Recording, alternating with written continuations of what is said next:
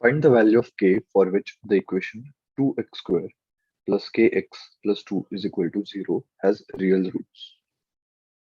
Now, the nature of roots for a quadratic equation is real roots when delta is greater than or equal to 0.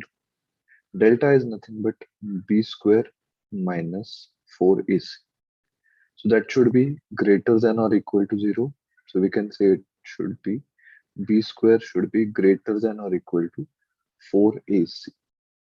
Now, if we compare the given quadratic equation with the general form of quadratic equation, we will get a is equal to 2, b is equal to k, and c is equal to 2.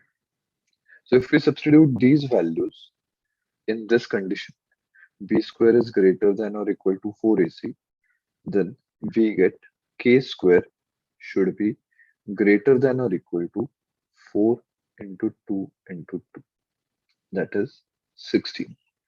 So k square should be greater than or equal to 16.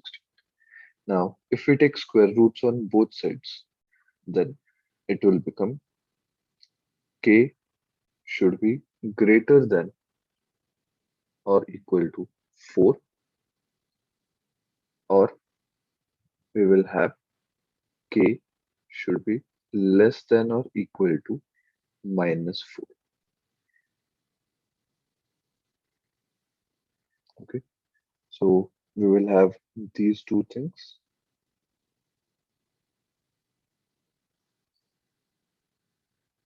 So we can say that option